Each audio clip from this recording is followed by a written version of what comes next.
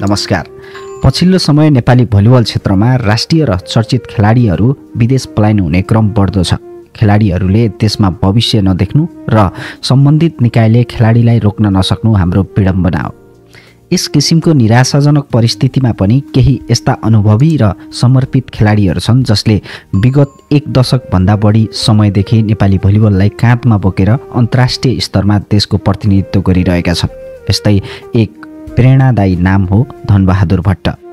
नेपाली पुरुष भलिबल जगतमा धनबहादुर भट्ट एक बलियो नाम हो। आफ्नो उत्कृष्ट स्पाइक र प्रभावशाली प्रदर्शनका कारण राष्ट्रिय टोली र विभागीय क्लब त्रिभुवन आर्मी क्लबका एक महत्त्वपूर्ण खेलाडीको रूपमा परिचित हुनुहुन्छ।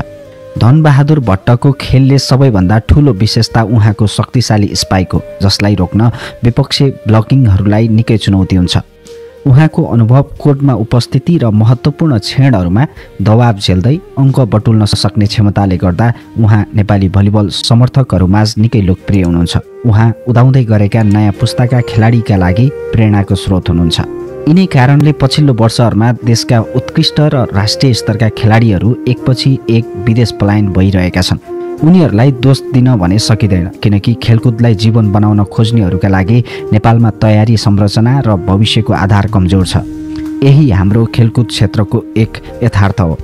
एक एक गर्दै प्रतिभाहरू विदेशिँदै छन् अनि हाम्रो भलिबल दिनौँ दिन प्रतिदिन कमजोर हुँदै गएको महसुस भइरहेको छ।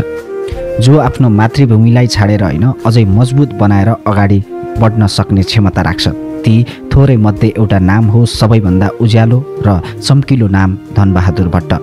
उनी केवल एक खेलाडी होइनन्, उनी नेपाली भलिबललाई आजसम्म जोगाइराख्ने त्यो मौन शक्ति हुन् जुन देखिँदैन तर महसुस पनि हुन्छ। विगत एक दशकदेखि धनबहादुर भट्टले नेपाली भलिबललाई काँधमा बोकेर देशको प्रतिनिधित्व गर्दै आएका छन्। सुविधाका चुनौती भए पनि, जीवनमा स्थिरताको अविश्वास भए पनि उनी कहिल्यै पछि हटेनन्। अन्तर्राष्ट्रिय स्तरमा नेपालको नाम बोकेर हरेक खेल खेल्दा उनले केवल आफ्नो साँघुरो भविष्य होइन, नेपालको गौरवलाई महत्त्व दिन्थे। भलिबलका डरलाग्दा स्पाइक, शान्त र अनुशासित खेल शैली र हरेक खेलमा देखिने कर्तव्यबोध, यही गुणले उनलाई समर्थक, जिम्मेवार र असली राष्ट्रिय खेलाडीको प्रतीक बनाएको छ। उनी अहिले हजारौँ युवा खेलाडीका लागि प्रेरणाको स्रोत बनेका छन्। जब नयाँ खेलाडीहरू राष्ट्रिय टिममा प्रवेश गर्न चाहन्छन्, उनीहरू धनबहादुर भट्टलाई हेरेर सिक्छन्। समर्पण के हो, सङ्घर्ष कस्तो हुन्छ र देशका लागि खेल्नु कति ठुलो सम्मान हो। उनको बलियो स्पाइक केवल अङ्कका लागि होइन, यो एउटा सन्देश हो। नेपाली भलिबल अझै जीवित छ, अझै लडिरहेको छ र अझै उठिरहने क्षमता राख्छ। यति धेरै कठिनाइको बीच पनि धैर्य, अनुशासन र देशप्रतिको अपार प्रेमले उभिएको एउटा चरित्र यही हुन् धनबहादुर भट्ट। उनीभित्र कुनै ठुलो शब्दले बयान गर्न सकिने गौरव होइन, मैदानमा पसिना बनेर झर्ने त्यो मौन समर्पण छ। यही कारणले उनी आज नेपाली भलिबलको आधार स्तम्भ बनेका छन्।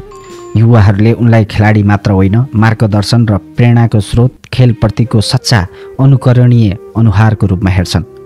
आज धेरै खेलाडीहरू आशा र अवसरको खोजीमा विदेश जाँदा देशलाई प्राथमिकता दिने, राष्ट्रिय झन्डालाई सम्मान दिने र नेपाली भलिबललाई जीवित राखिरहने एउटा मन, एउटा धड्कन, एउटै नाम समेटिन्छ, धनबहादुर भट्ट। धनबहादुर भट्ट तपाईँलाई कस्तो लाग्छ? यदि धनबहादुर भट्टको खेल मनपर्छ भने कृपया कमेन्ट गर्नुहोला। यदि तपाईँले धनबहादुर भट्टको पुरा बायोग्राफी सुन्न चाहनुहुन्छ भने कृपया हाम्रो च्यानललाई सब्सक्राइब गर्नुहोला। हामी छिट्टै लिएर उपस्थित हुनेछौँ। धन्यवाद।